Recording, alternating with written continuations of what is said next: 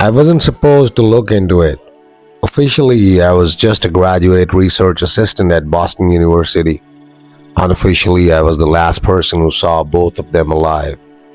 It started quietly, no sirens, no crime scene tape, no media frenzy, just two faculty of offices locked from the inside, and two professors who never went home.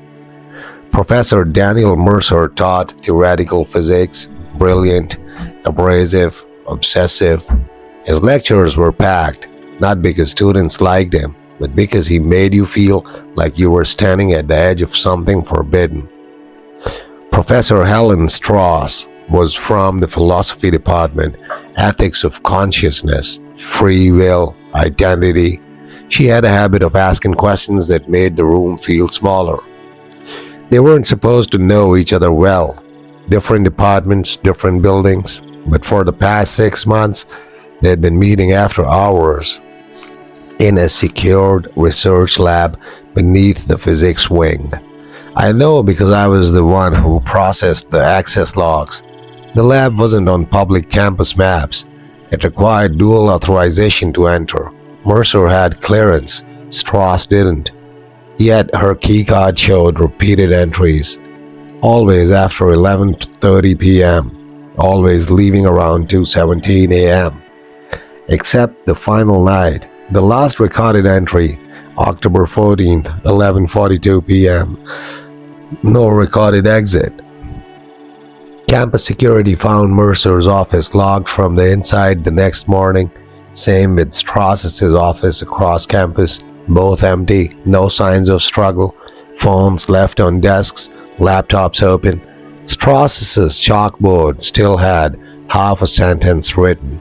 If consciousness is transferable, then. It stopped there. Mercer's office was stranger. The whiteboard had one phrase repeated in tight handwriting. Observer changes outcome. Over and over again. I wasn't assigned to investigate, but I had clearance to the lab, and I had the access logs. The administration called it a personal emergency. They sent a campus-wide email asking for privacy, but privacy doesn't explain two locked offices with no occupants. And it doesn't explain why the lab security footage for that night was missing.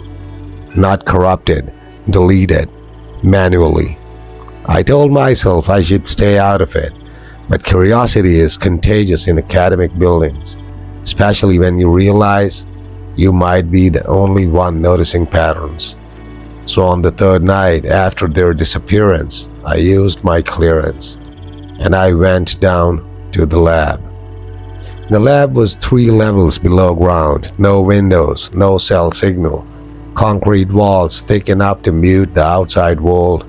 The corridor lights flickered as I walked down the final stairwell. Not dramatically, just slightly unstable, like old fluorescent tubes struggling to stay awake. My keycard worked. The door unlocked with a soft mechanical click. Inside, the air felt wrong, not stale, not chemical, charged, like the atmosphere before a thunderstorm, except we were underground.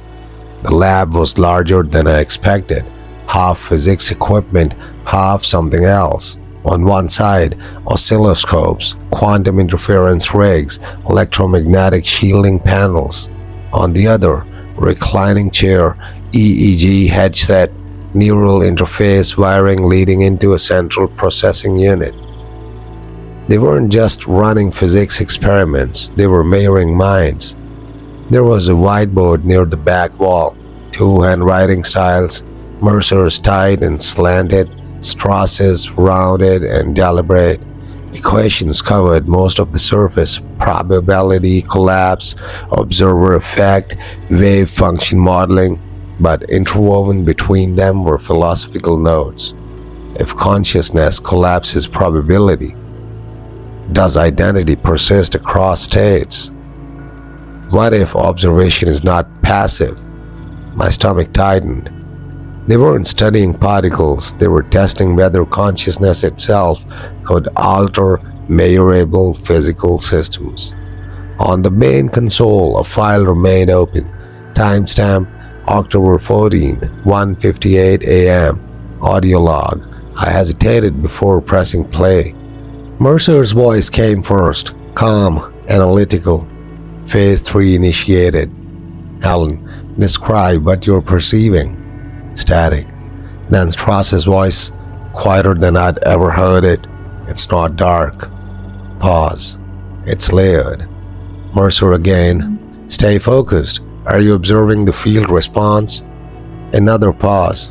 Then, no. Daniel, it's observing me. The recording distorted. High-frequency interference screamed through the speakers. Then Mercer shouted something that I couldn't fully make out.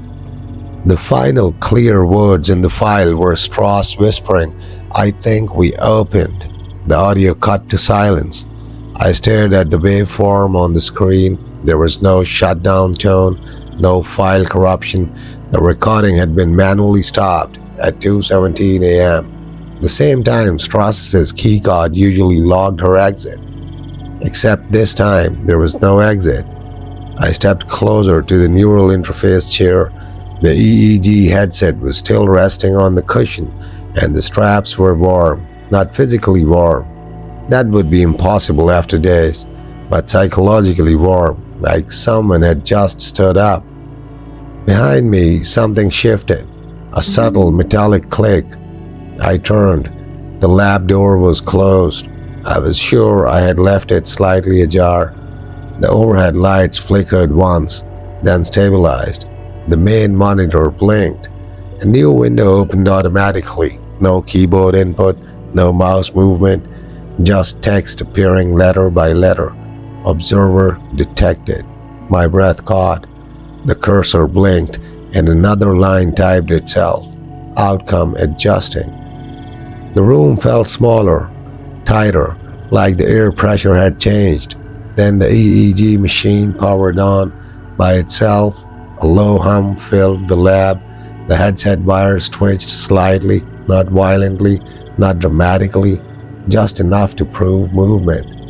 The monitor displayed a brainwave pattern, active, impossible. There was no one in the chair, but something was being measured, and whatever it was, it knew I was watching. I should have left. That's the rational response when a machine begins measuring a mind that isn't there. But rationality erodes quickly underground, especially when curiosity has already taken hold. The brainwave pattern on the monitor wasn't random noise, it was structured. Alpha waves, beta spikes, irregular bursts that resembled focused cognition. Something was thinking, and the system was registering it. The cursor blinked again, then more text appeared. Field unstable, dual consciousness required. My pulse pounded in my throat. Dual consciousness, two observers, Mercer and Strauss. The realization hit slowly. They hadn't disappeared. They had continued. If consciousness could collapse probability, if observation alters outcome, then what happens when two minds observe each other inside a contained quantum field? You don't just measure reality, you bend it. The EEG headset lifted slightly from the chair cushion, not floating high, just enough to make the straps tighten, waiting for a participant. I backed away. The room felt smaller with every breath. On the far wall, one of the shielding panels vibrated faintly. A low resonance hummed through the concrete, not loud enough to hear clearly, but enough to feel in my teeth. The monitor flashed again. A new window opened, this one displaying security footage, not from the hallway, from inside this lab. Timestamp, October 14th, 2:16 a.m. Mercer stood beside the chair. Strauss was seated, headset on, eyes closed. The air around them shimmered faintly, like heat distortion above asphalt. Mercer leaned toward her. "You're still here?" he asked. Strauss's eyes opened, but they weren't focusing on him. They were focusing on something behind him. something only she could see. Her mouth moved, the audio was muted, but I could read her lips. It's not empty. The screen glitched violently, the image distorted into static, and then both figures flickered, not vanished, not walked away, flickered, like a corrupted frame in a digital file, and then the chair was empty. Mercer was gone, Strauss was gone. The lab stood exactly as it does now.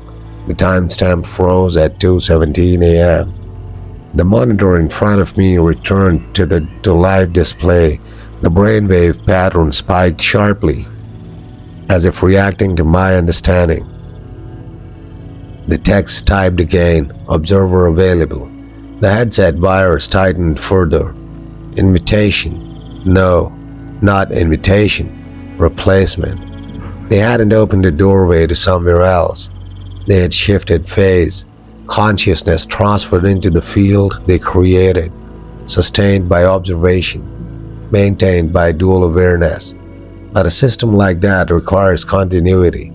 If one observer collapses, another must take the place. That's why the door closed behind me. That's why the machine activated.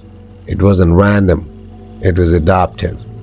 I did the only thing left to do. I pulled the main breaker for the lab. The lights cut instantly. The monitor died mid-spike. The hum stopped. Silence slammed into the room. For a moment, nothing happened. Then, in the darkness, just inches from my ear, a whisper, two voices layered together, not angry, not threatening, just disappointed. You changed the outcome. The temperature dropped sharply, then nothing. When emergency lighting flickered on, the room looked ordinary again. Dead equipment, no brainwaves, no text. Administration sealed the lab 2 days later. Official statement, structural maintenance. Unofficially, the professors remain listed as missing persons. No bodies, no suspects, no evidence of departure. But I know what happened. They proved something. Observation doesn't just measure reality, it participates in it. And sometimes reality corrects itself. I left Boston University the following semester, transferred programs, different city, different field, but sometimes late at night when I'm alone in a quiet room, I feel it. A subtle pressure, like something just beyond perception is waiting for me to look directly at it. And I never sit in the center of a room anymore because I don't want to become the second observer.